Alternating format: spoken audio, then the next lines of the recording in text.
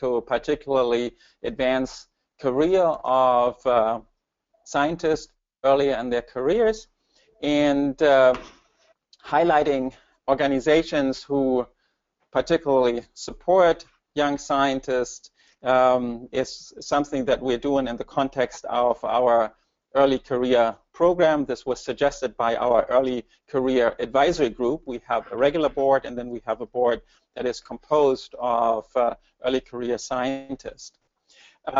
My name, as I said, is Detlef Weigel. I'm a director at the Max Planck Institute for Developmental Biology in Tübingen, Germany. I used to be on the faculty at the Salk Institute in La Jolla, so I know both the US and the European system quite well. I have been very fortunate in terms of having benefited from the very generous support of HFSP, both through numerous, the exact number is actually 13, postdoctoral scientists in my lab who have been supported by HFSP, I believe, since 1994 and 1995, and also 3 HFSP grants that my laboratory has benefited from. And I briefly introduce the other 2 panelists here, and then we'll move on. We'll hear a little bit about what HFSP is about. We'll discuss points of grantsmanship, but also points of how to find the right postdoctoral program for you, and so on and so forth. And of course, we'll be answering questions that you sent in by email before. I believe you can still send them in. This is on my left. I hope also on your left is Sebastian Haesler, who originally got his degree from the Max Planck Institute for Molecular Genetics in Berlin, Germany, and then with a long-term postdoctoral fellowship from HFSP moved on to the Center for Brain Science at Harvard University, and there he really got his start in doing something extremely interdisciplinary, and this has really taken a new level, I think, at the place where he is now in Leuven, Belgium, since 2013 at the Neuroelectronics Research Flanders Institute. Neuroelectronics, I think it doesn't get much more interdisciplinary or transdisciplinary than combining real physics and neurobiology. And Sebastian, do you want to say a few more words about yourself, maybe already how you have benefited from HFSP and how that has encouraged you to continue on this track? Sure. So yeah, as you mentioned, the first thing was the postdoctoral fellowship, which gave me the great opportunity to move to a lab at Harvard where I could really follow my interest, even though it was a bit different from what I had done in my PhD. In my PhD, I was focused a lot on genetics and behavior in animals, but then I thought, oh, I want to also learn electrophysiology. Now, typically, that is something that funding agencies don't like you to do, to embark into new adventures. They say, well, you've done a PhD, so you know a few things, at least you should stay there. But that's not what I wanted to do. I wanted to continue. And so then with the fellowship, I could move to now Chida's lab at Harvard, which was a great experience.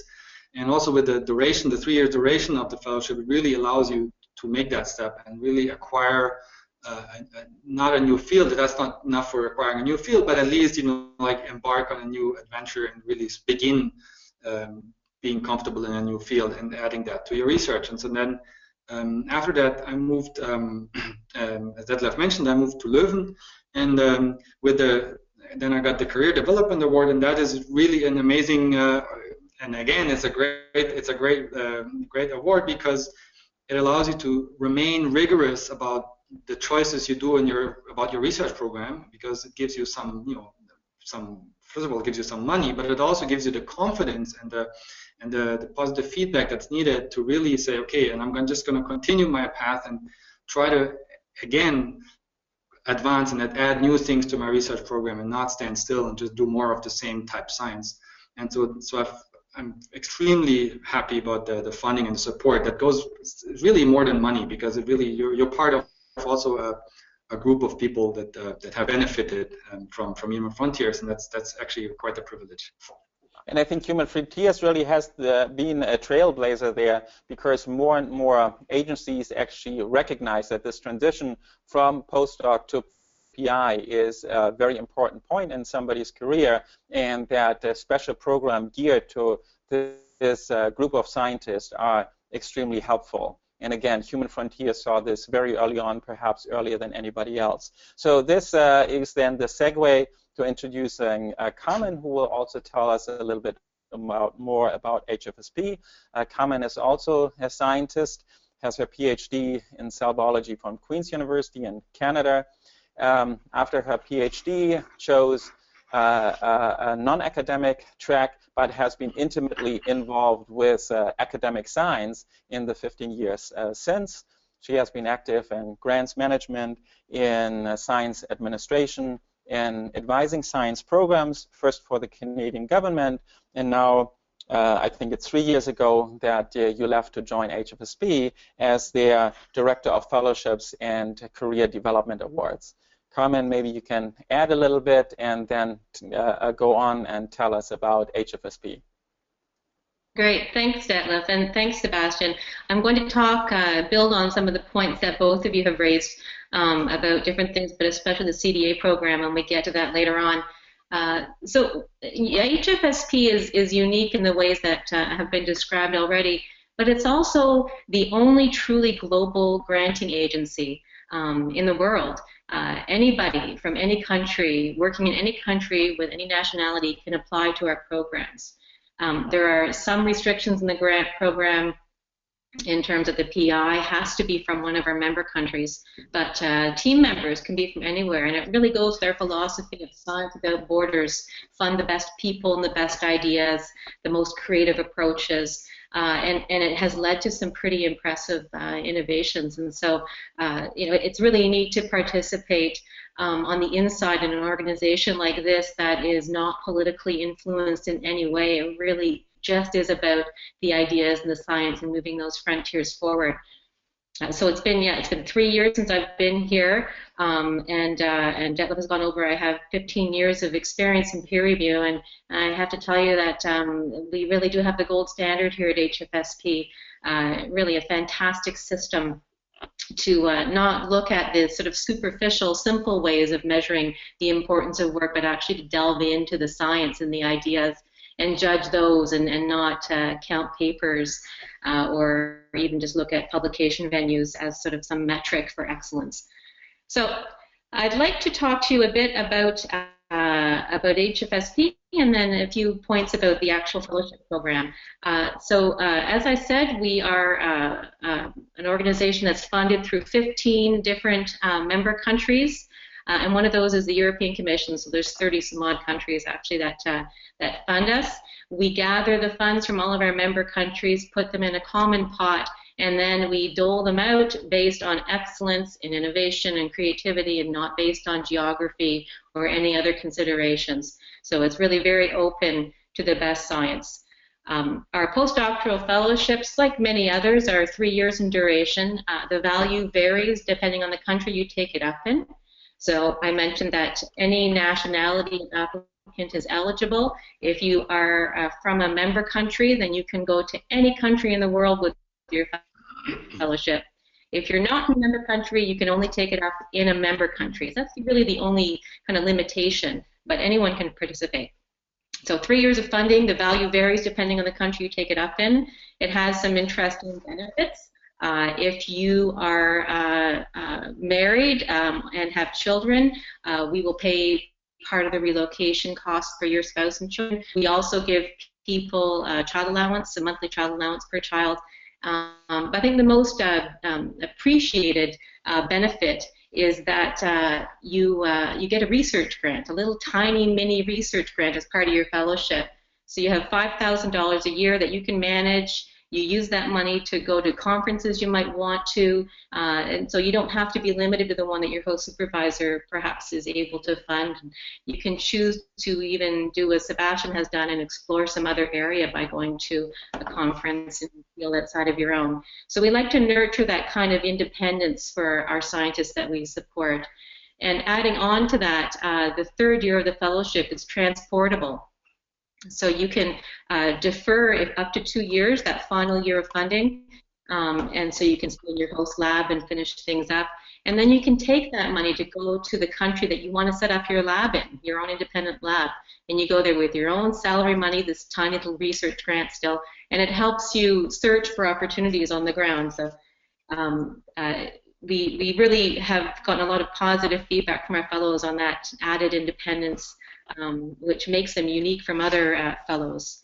And then in addition to that, Sebastian mentioned the CDA program, the Career Development Award program, which essentially is a startup grant. It's $300,000 US over 3 years to help you set up your first lab and get, land on your feet and get going.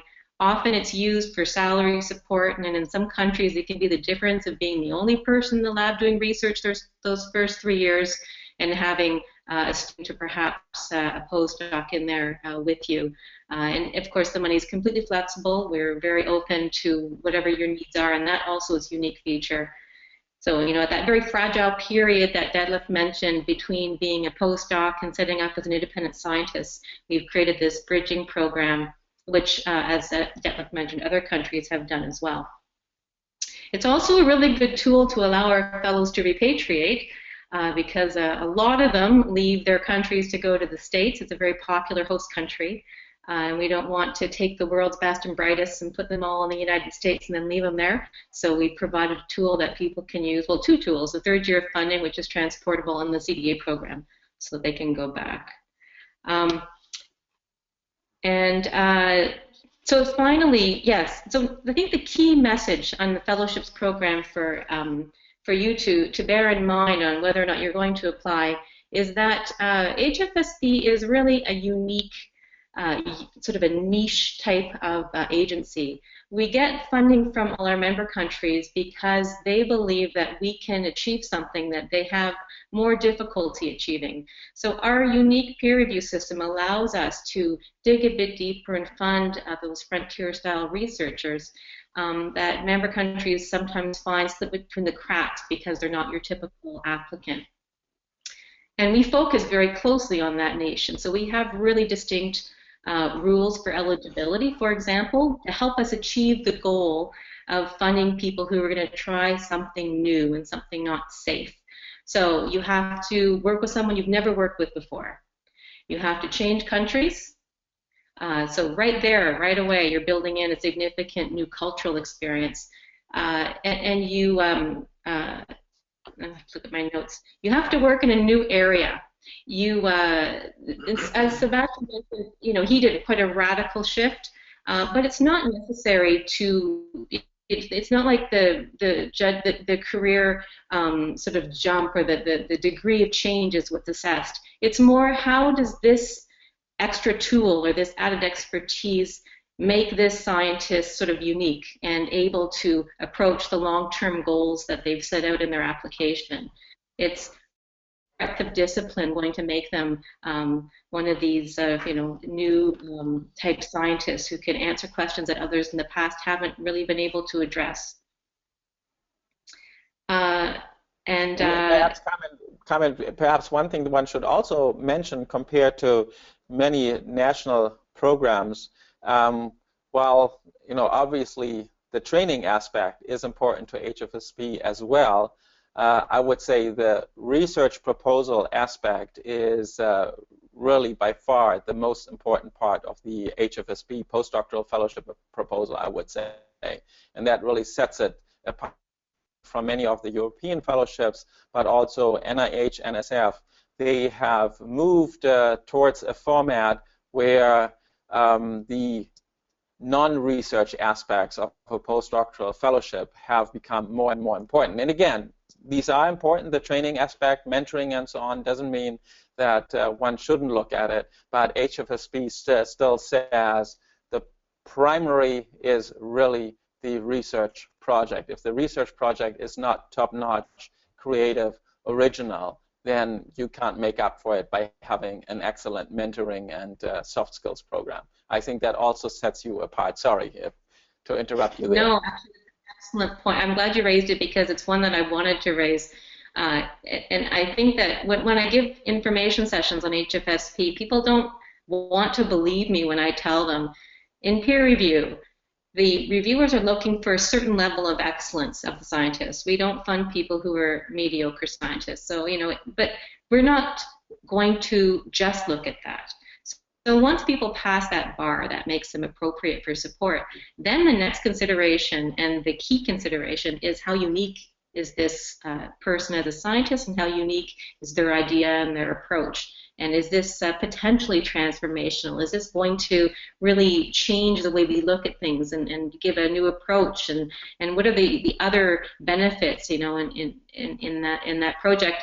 So if someone comes in who has an excellent pedigree, trained with the best person that they could in their field, and is proposing to go to the biggest and best lab in that same area somewhere in the world, and they have multiple high-profile journal publications, and they look absolutely fantastic, if they're proposing incremental work, they will pass that first bar for excellence, but they will be the bottom of the pile.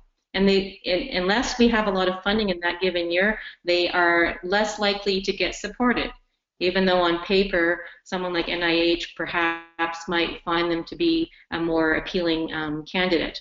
We don't prioritize that. We really focus in on the unique science.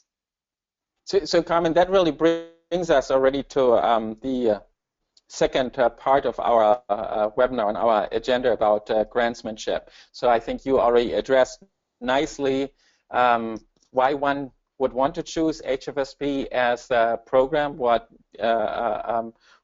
is likely to be a proposal that will succeed, but there's more to it than just the raw proposal, let's say. So you have to have a credible letter of support from your host supervisor.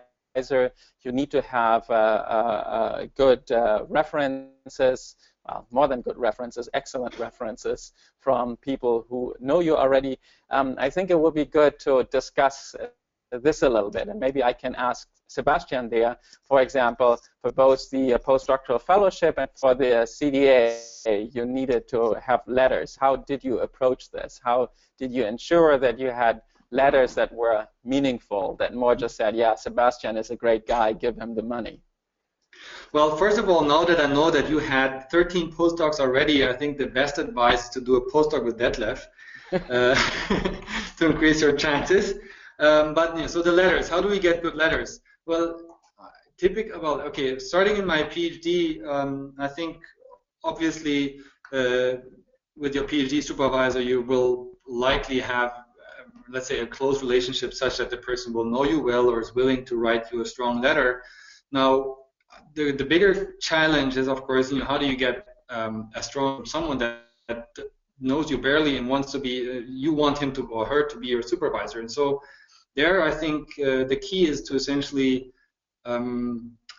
make a proposal and run the proposal by your future supervisor many times so that they can see not only that there's some good idea, that's maybe not even so critical in the beginning, but they can also see the evolution of how an idea gets crafted into something that's actually actionable and executable at the experimental level. So you know, grand visions are probably relatively easy to have, but how do you make a grand vision an experimental reality that actually can be published when you're done with your postdoc? That is the real challenge, because you only have, you know, a certain amount of time in your life, so you really want to tackle these big questions, but break it down in a very meaningful way. And I think if this is where where you can really impress your supervisor, your future supervisor, and if they get impressed, then they will be very happy to write a strong letter. Also, don't forget that your supervisor will benefit from this, of course, because you know you come for free. So you know, so of course they have a very intrinsic interest in writing a strong letter.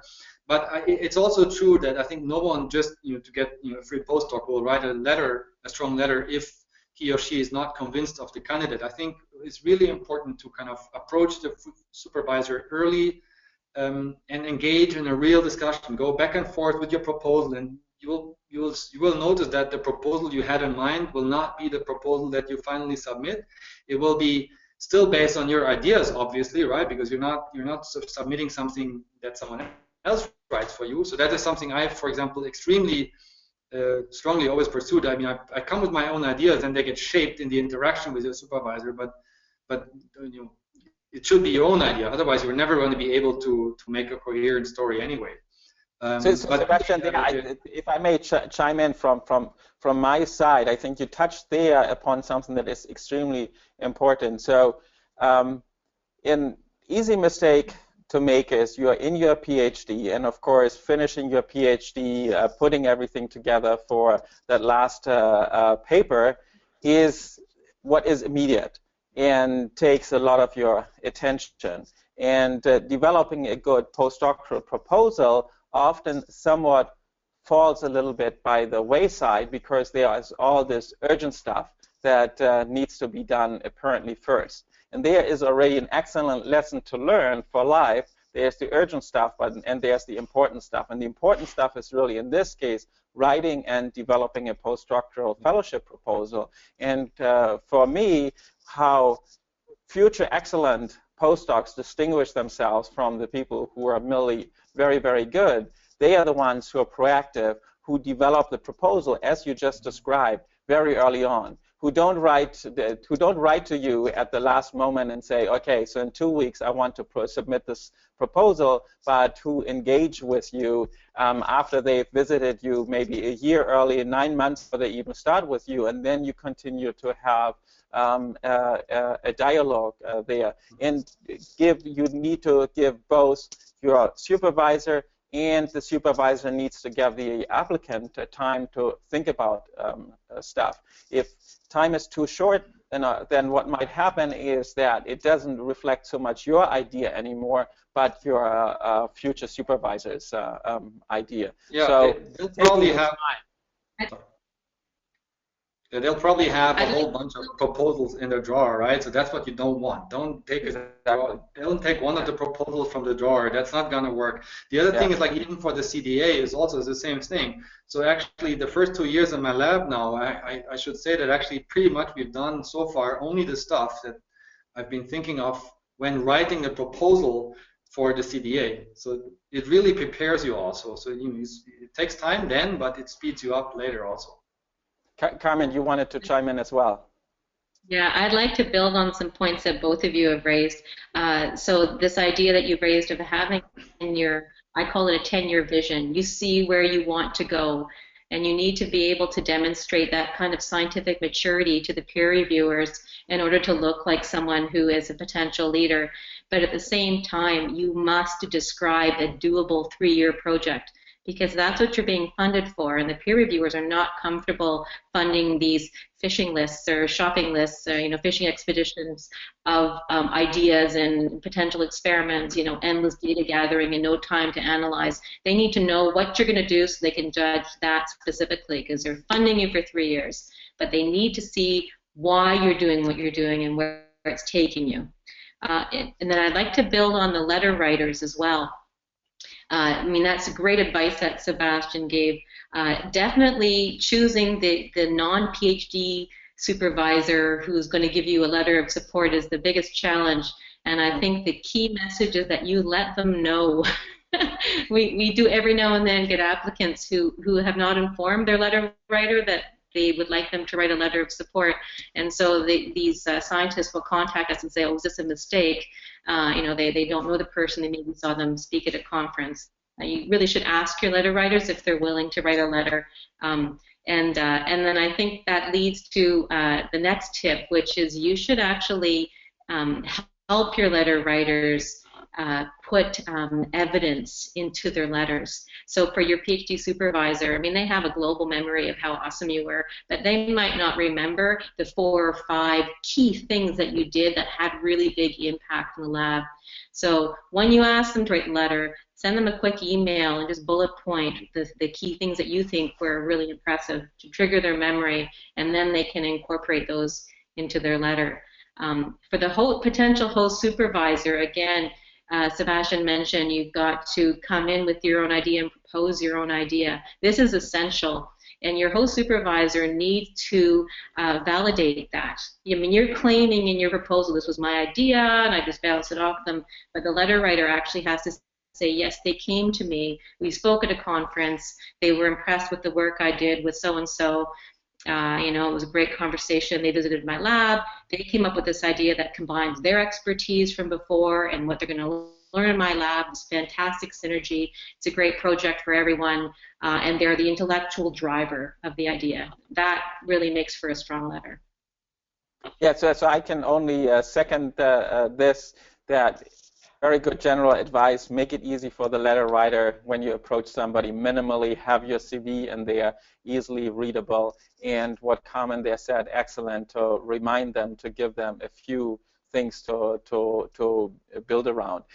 Also, one person we haven't touched upon that's normally very important as a letter writer is that person who's neither your PhD supervisor nor your host supervisor. And that, of course, that normally is very good evidence that you are somebody who goes outside, who reaches out to other scientists who they are then familiar with. So, of course, this cannot be built just in the last 2 months before your postdoctoral proposal is due, but there you really benefit from having established these relationships. So, for example, when I organize conferences, one of the first things I always say is at conferences, you have this opportunity to get to know many different people. Don't sit next to the people you know. Introduce yourself to other scientists. So that's, for example, an excellent way to build reputation. And then, of course, within your own institution, your PhD thesis committee and so on, also others who might be familiar with their work. But you have to be active about it and engage those. And believe me, as a very busy scientist, having all these deadlines and so on and so forth, nothing is greater than somebody walking into your office and saying, can I talk to you for 10 minutes or so about my research? And that gets your mind off all the deadlines that you have and all the rote work and gives you a fresh view. So I think the likes of us really enjoy this a lot more than you might think. Right. And you know, what I've been told too by other people, I ask people all the time, what kinds of things, I ask scientists all the time, what kinds of things would you like people to do who want to approach you and work in your lab, especially if they're coming from a slightly different background where they're going to be a little bit more work to train. And they said, you know, if someone comes up to me and says, oh, you know, I've heard that that Weigel world is great and I just want to come and work with your team because you seem like a really nice person, it's a lot less impressive than if they say, oh, Dr. Haesler, I read that Nature paper of yours with Ukita and I was really, really impressed with the techniques you use and I would love to learn them. And explain why and where you're going with it. It just looks like you've done your homework. So even if you are heading to a conference, look at who's there that you might want to work with, read their papers, and then you have something really concrete to you know, start that conversation. Yeah, and so that actually comes back to how you develop a proposal, and then maybe again Sebastian can say there a little bit more. You start with what you read about somebody else's work. You combine that with what you already know. You come up with a new idea. And I think my advice there would be to really be bold. And don't worry too much about whether this is doable or not. This is actually something that you can work out with your future host supervisor. But come first up with, you know, even what might seem like a sort of crazy idea, and then if this is a person who is worthwhile working with, that person will actually work with you to fashion it into a convincing proposal. And so maybe Sebastian can tell us a little bit more there, because he is really doing work that is, as I mentioned in the introduction, combining fields which we would normally think to be very far apart from each other. Well, I think at the level of the postdoc, obviously nothing should stop you other than your postdoc supervisor, right? So you should really think of everything as possible, in part because more often than not we restrict ourselves by thinking in the same, you know, boundary conditions as everyone else and say, oh, that's possible and that's not possible, but without actually, you will be surprised how many of these things are typically not even tested. And so by just trying new things, for sure it's good. I mean, of course, one shouldn't be crazy, and that's where I think there's a quality that I think is very important, which is kind of to see how's the field evolving. So, for example, at some point, brain science was mainly molecular, and then at some point, people thought, well, we look at the individual neurons, but we look very little at what they're doing together with molecular tools. So then things combine, and then voila, you have already a field is evolving. And so being able to foresee where things are heading, I think, is one of the key things, because that's where there's going to be new discoveries being made, and where with the same amount of work you will just have more impact, because finding the next interaction partner for TGNF alpha will also be hard, because a lot of people have already done this, but it's just really so I think by making a bold vision of where a field is heading and trying to bet your horse in that direction, if you can say that, is, I think, very important. And then the postdoc supervisor should, of course, be there to kind of, make sure that, in the end, things become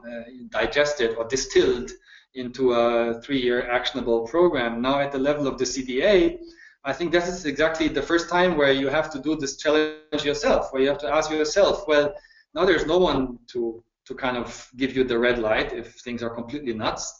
So this is now, you're really even one step further, more independent, where again, you have to ask yourself, well, where is the field heading? Where can I really go? And what's limiting, and can we overcome this? And at this level, of course, you can ask your colleagues. So then that's a good thing. By then you're already like an experienced postdoc, so you have hopefully a good environment, and you bounce your ideas with everyone you can see in your department, including those that do something completely different. Because if they don't buy it, no one will buy it. And so then from that, again, you can distill something that is cool and great, but still also actionable. I think this is.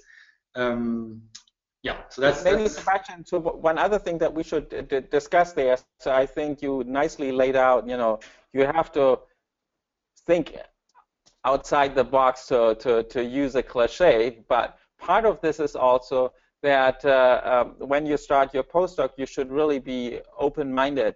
What is the outcome of the postdoc? It should be great research, but that there is a variety of different careers that can follow on from your postdoc. So Sebastian and I, we are both academic scientists, but Carmen has chosen a different track, and she is contributing probably at least as much, if not more, than Sebastian and me to the development of science, because it takes all these other venues and organizations and so on to advance science. So that sort of then brings me back to how you choose the supervisor, to make sure or try to find a supervisor who is equally open-minded, who doesn't want to railroad you into a certain career, but really respects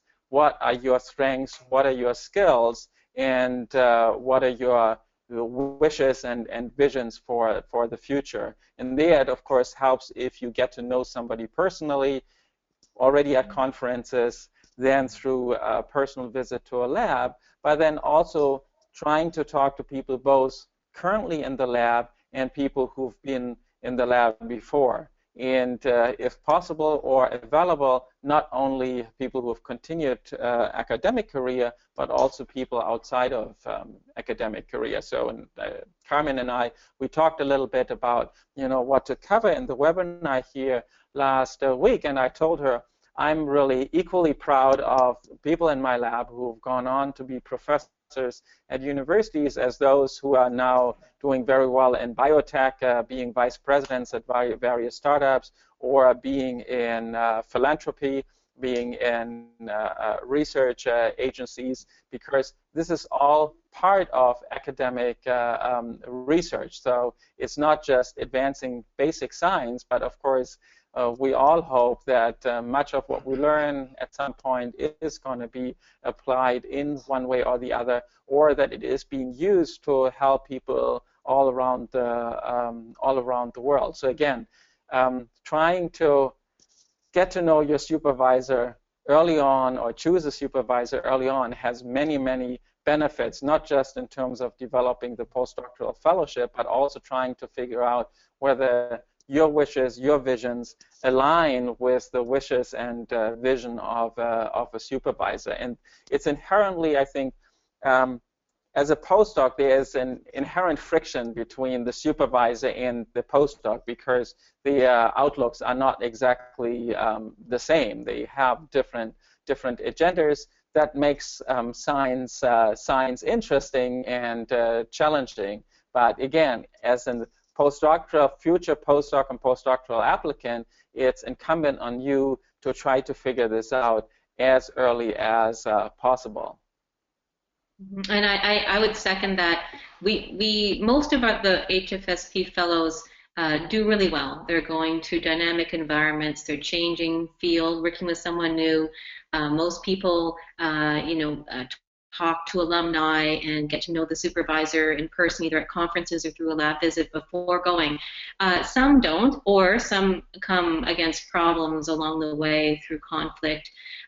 We've had fellows who've suffered sabotage of their work by other people in the lab, and it was poorly managed, and it's led to significant research delays. We've had fellows who went into a lab that their most recent gigantic paper on which this person wanted to build was retracted, and it was beautifully managed actually by the host lab, and everything turned out extremely well. And the difference between those two scenarios was the attitude of the host supervisor. One was really nervous about losing face at their institution, and the other was very open about the fact that there had been a mistake somewhere along the line, and we have to find it and correct it so that we can move forward. So these are hard things to figure out, but you can talk to the alumni. As you said, Detlef, if there are alumni who've gone on to non-academic careers, then you can see their openness to that. But those who have gone on to academic careers, if that's what your plans are, they'll tell you what that environment is like in the lab. And when we talked about this, Detlef, there's so many considerations. Do you want to go to a well-established lab, well-funded, or something a bit smaller? Do you want to go to a new lab where it's super dynamic and you'll be involved in establishing the research there? Or do you want to go to a really big name who, on your CV is going to look brilliant and turn heads, when you apply for jobs?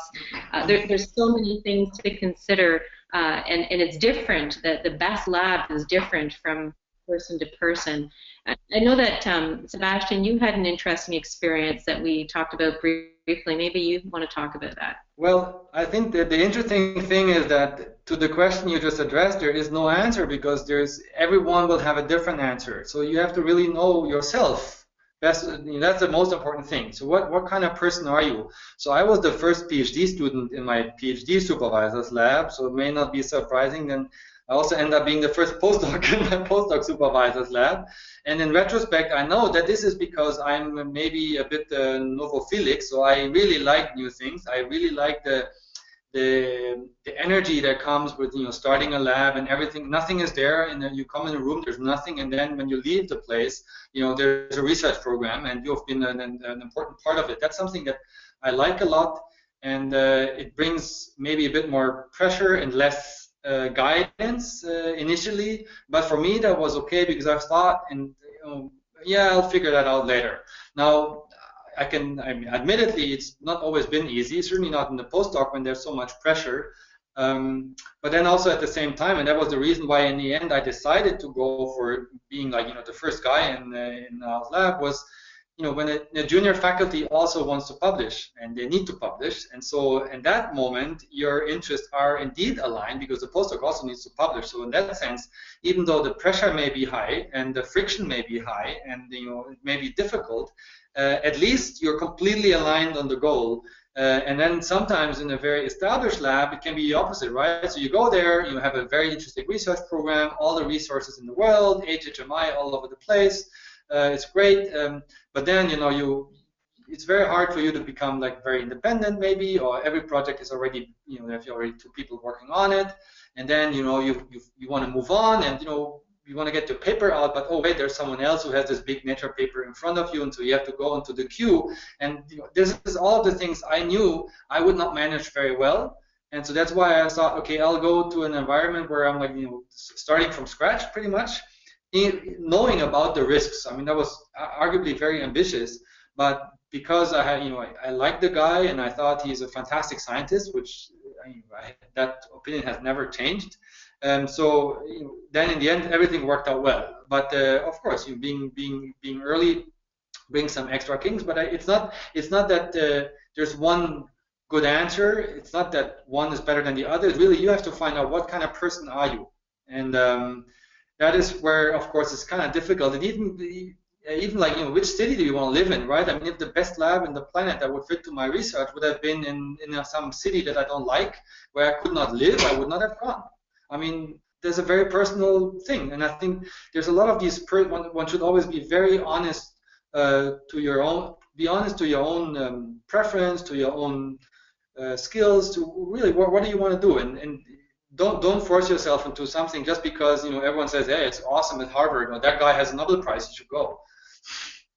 Yeah, so I mean, so there are two things I want, how I want to respond to this, Sebastian.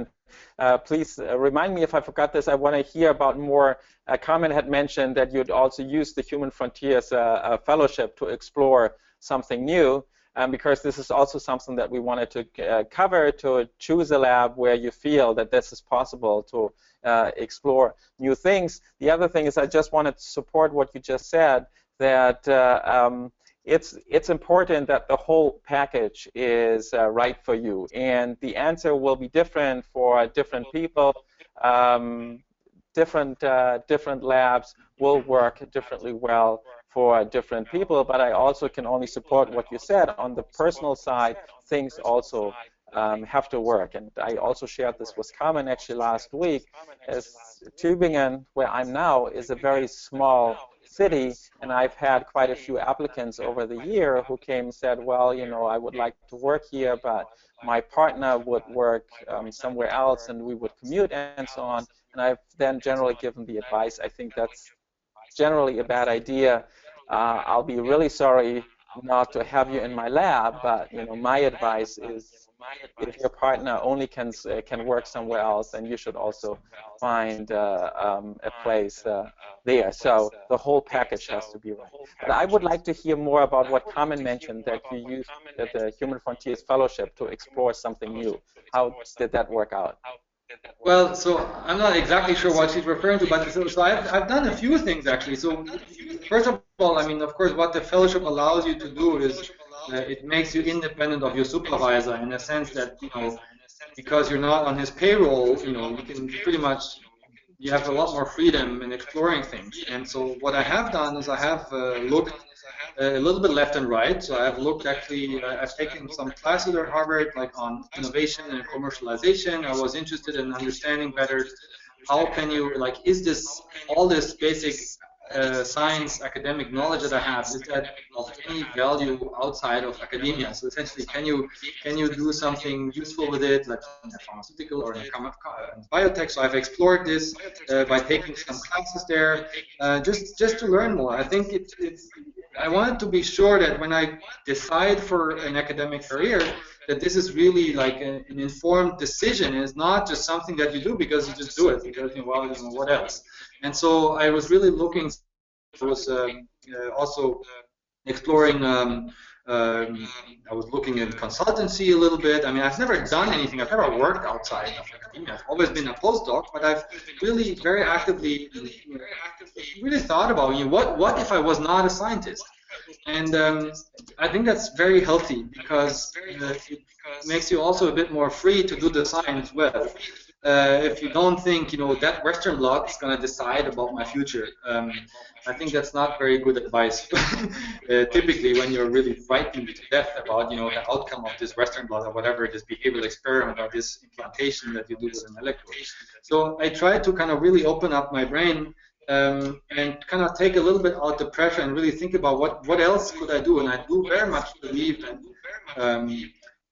the transferability of the skills you learn being a good or a great PhD student and a great postdocs is a lot higher than you think. So I have a couple of friends actually who had all kinds of things that they did afterwards. So one went into consultancy, then into pharma. Now he has startups. So there's so many things you can do. There's publishing. There's business intelligence. There's a lot of stuff that you can do. There's editing, and so I think being aware of the possibilities is the first step of making the right choice. And what the right choice is, only you can tell, right? It's not the decision of your supervisor. It's not the decision of HFSP.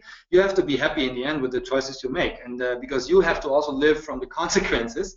And so then I think knowing more about what's out there will help you make a better decision. And so in my case, I came to the conclusion that I really love doing science very much, and I really don't want to do something else. And so then that's my decision. But I know it's not, it's not just because, yeah, well, now I've done a postdoc. Well, then you go for a faculty position.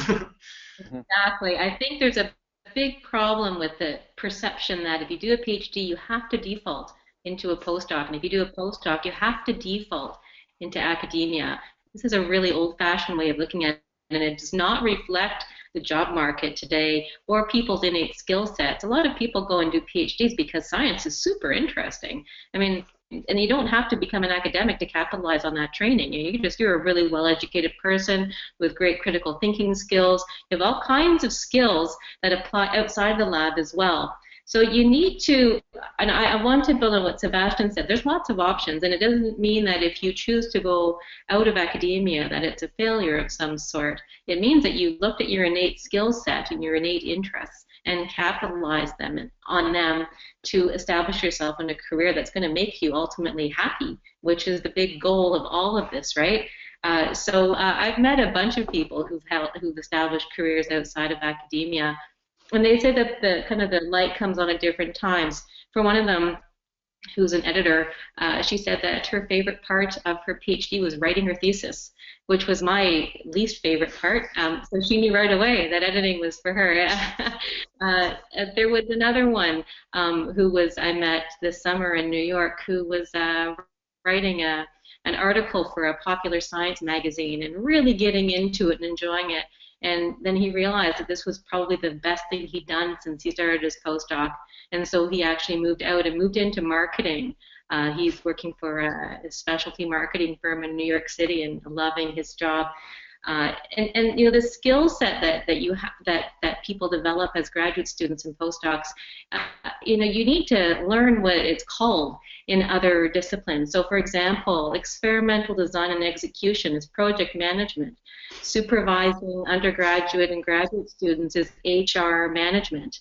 So there's really simple translations that will then make your CV look more interesting to different employers. I was really lucky this summer to participate in a conference held at New York University on postdoctoral careers. And I met 6 scientists that were on a panel there, and they were all people they'd pulled from the New York City area, which is a city with lots of opportunities, who had either done a PhD, but most of them done a postdoc, and the different careers they have. So some of them were business strategists. There was a senior publisher at Elsevier. There was a director of an health insurance company called Health Matters. There was a data scientist at a company called Oscar. There was an associate editor from another journal. There was a VP research from a spin-off company that creates pharmaceuticals for cancer treatments. And there was a guy who actually set up a company that looks for PhDs who have a lot of experience in crunching data and puts them into positions that require analysts. And actually, one of our HFSP fellows in his final report, which I read all the scientific reports, he told me that he had taken a job as a data analyst with an investment firm, a very big name, you probably heard of it, and wasn't going to carry on in academic research because this was an exciting opportunity to just work with lots of data, which is what he loved the most. And of course, these jobs pay a lot, so there was that extra incentive there. So I think also, Detlef, we've talked about how it can be stressful for a host supervisor supervising someone who's come in who seems very smart but doesn't seem to be fully heading down the same path that you think an academic would need to, and just that openness to talk about it and the impact on lab morale. I mean, this was a really, I think, a good message for people to hear. Mm-hmm. So thank you, Carmen. Time is, of course, moving on, and I just got a note here from Lena that we have a fair amount of question coming in. So can both of you see the questions coming up? Yeah, I see the first one. I think it's for me. The question is, do you fund candidates who want to go in for a second postdoc? Absolutely. And this was a point that I really wanted to raise, so I'm glad someone brought it up. You really should look at all the programs that you could possibly capitalize on and see if you can maximize your funding from other sources. It's really common for HFSP fellows to hold an MBO, for example, for 2 years and then take the HFSP up afterwards. So just take a look at the eligibility criteria, kind of the window in which you're allowed to apply, and make sure that you you try to get in to the different doors that you can when you can, because there are limits. There's windows for sure. Mm-hmm. So Meredith is asking, what are the boundary conditions, so to speak, as being independent? And this is something that is more of a question probably in Europe than, say, in United States, where normally when people set up their labs, they are clearly very independent. So here is somebody who has already her own lab, but still collaborates with her former advisor. How does HFSP look at that? How independent do you have to be? Would it be okay to continue to publish with your former supervisor?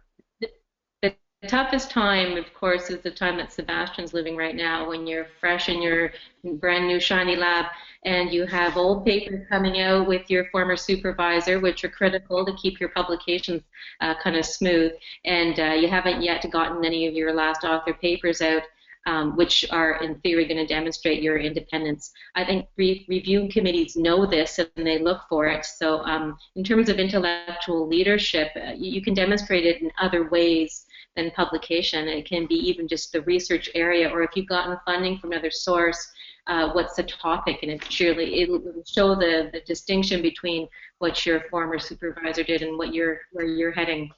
But it's a good thing to highlight in applications if you don't yet have other pieces of evidence. There was a quick question about, do you need preliminary results? And for HFSP, you absolutely do not need preliminary results for any of our programs, and it's frowned upon actually in grants, because the idea is you should be coming in with some really new, unique idea that nobody else has addressed yet. And if you have preliminary data, then it's no longer a frontier. I mean, it's kind of, you've already moved along that path. We want you to take a brand new path, try something risky. So Sonia is asking, isn't it risky to go to a PI who just started their own lab? And Sebastian, probably more directed at you than at me, but to chime in there, obviously I started out a number of years ago. And again, there are advantages and disadvantages. So I think the very big advantage is going to a brand new lab is you'll be working with somebody who 80 or 90% of their time is thinking about the experiments in the lab, whereas to be fair, somebody coming to my lab, I have so many other responsibilities, not the least of which is being as deputy editor of eLife. I actually spend 25% of my time editing a journal, so I can, provide a very well-funded environment where you don't have to worry about grants running out soon and so on and so forth. But obviously, I'm a lot more distracted than Sebastian is. So again, it really depends on what personality you are, what basically works better for you. So if you're thinking about going to Sebastian's lab, it's a cool lab to go. Yeah, cool dynamic. There's two questions that are linked, one from Sonia, one from Mohammed. One is, how long after the PhD are you eligible to apply? And Sonia's question is there an age limit? So there is no age limit. We don't look at age, but we do look at numbers of years post-doctoral degree. So it's either PhD or MD, whichever is the latest. And so at the time of application, you can't be more than 3 years after when your last degree was conferred. And of course, we make exceptions for military service, illness, parental leave, that sort of thing. Just needs to be clarified with our office first. But yeah, we're very open. Mm-hmm. So then the next question is from Desirada, whether fellows are primarily chosen based on publication history, and Carmen can correct that, but I would say that the proposal is probably slightly more important than the publication history. Certainly the publication history is not the most important part of the proposal. If you don't have an original proposal, you can have, you know, gazillions of papers in the most spectacular journals, and it's not going to fly. Of course, if you have a quite, you know, unique proposal that is out there, then having a strong publication record gives more confidence that this is something that you can actually pull off. Yeah, and the publication, some of our funded fellows you have to have one first author international peer-reviewed journal paper to be eligible to apply. And some of our funded fellows, that's all they have. This is not actually critical, it's the quality of the science. If that paper is something that has moved the field forward, that's all you need.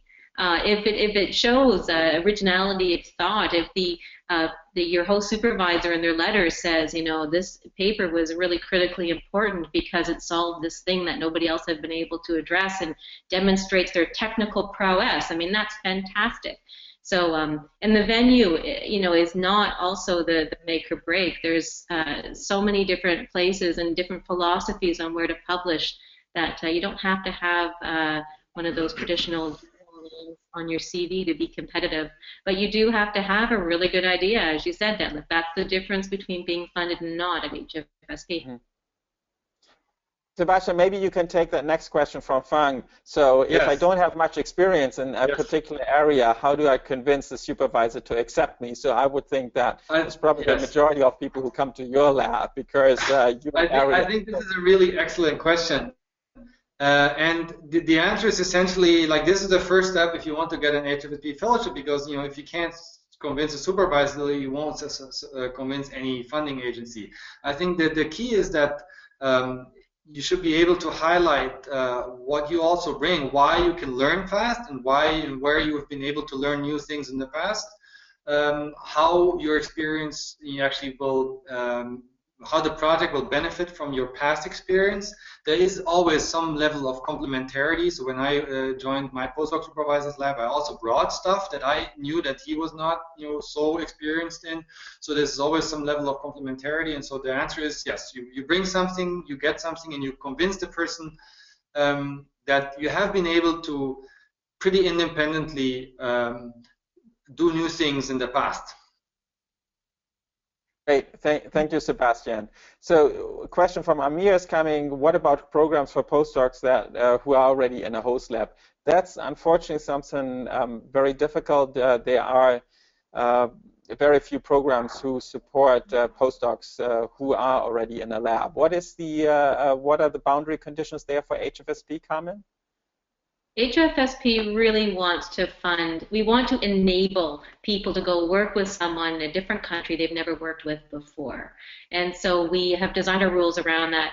And our rule is that at the earliest possible date that you could take up the award, which is April 1st of the year after you apply, so those who applied this September, April 1st, 2016, if at April 1st, you can't have been in the host lab for more than 12 months. There are some people who will move beforehand, and we wanted to allow a 5-month window in there, but we simply don't have sufficient funds to fund every fantastic ongoing project. So we're focusing in, as I said before, on this niche of enabling, broadening experience working with a new person in a new country. Mm-hmm. Yes. So we have another question that is. Comes back to what we discussed earlier. How long does it take to write a fellowship? Well, that, of course, is difficult to answer. That will depend on how good of a writer you are. But a fellowship application typically has, let's say, half a dozen pages or so that you have to bring to paper.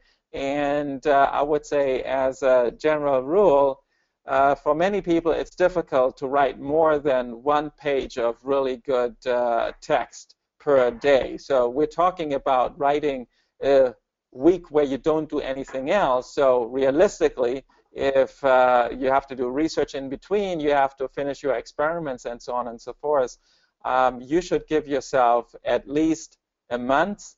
Better would be 2 or 3 months to develop a fellowship proposal.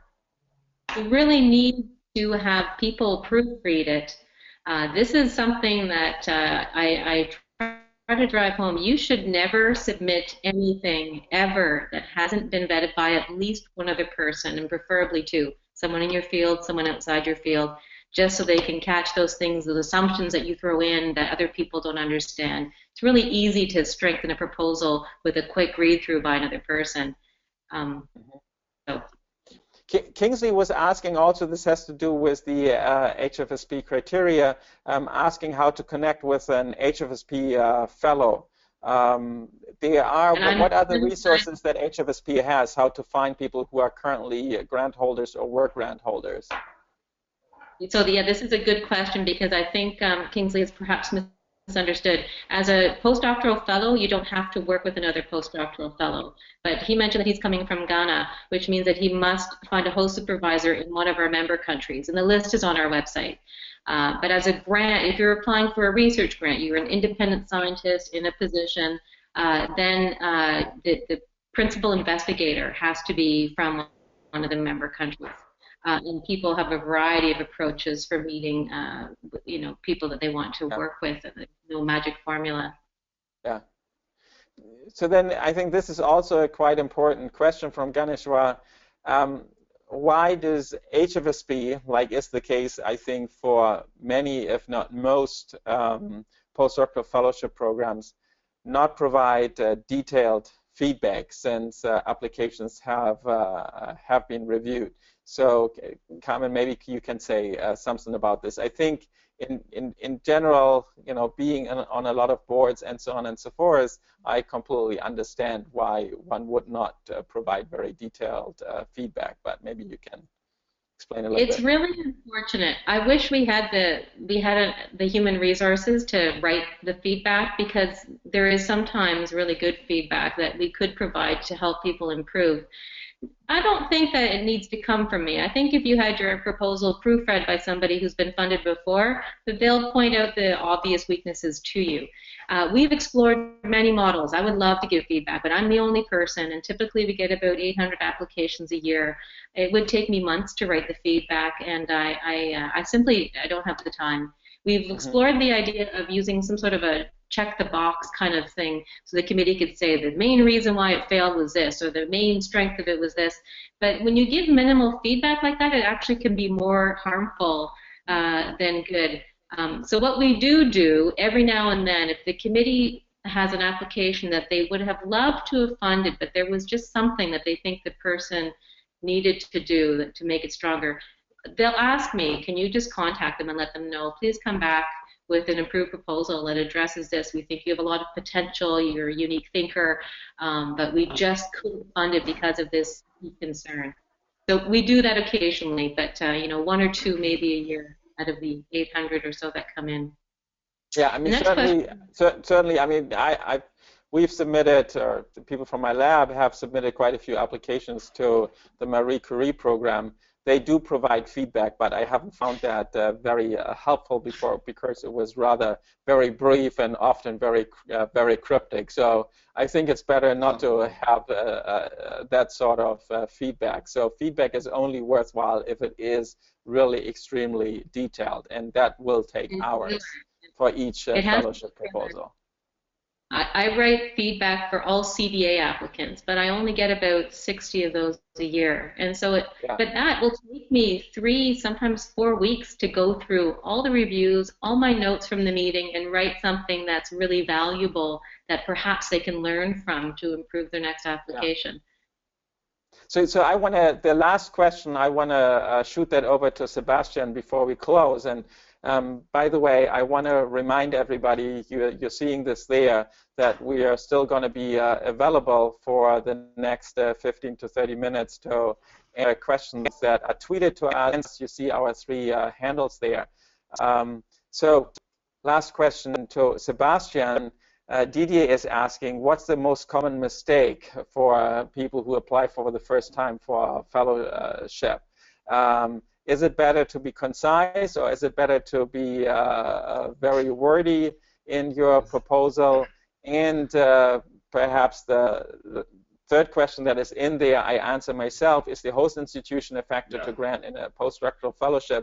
I would say I don't think so. I certainly hope not.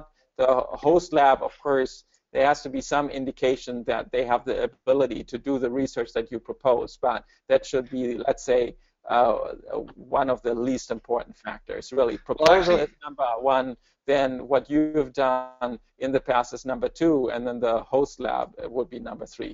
At least that's how I see it.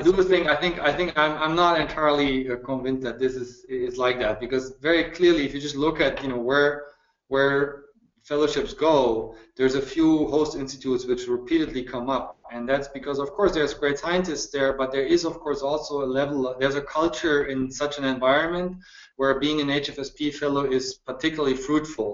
And I do think there is places like the SOG or like Harvard for sure, where like a large proportion of HFSP fellowships actually go year after year. So I think the host institution does play a little bit of a role, right? If you like in an environment. But I think there's a little bit of a confounding. If you go to a place where there were a lot of Human Frontiers fellow, then of course there's also more feedback in terms of what does a good fellowship look like. Indeed.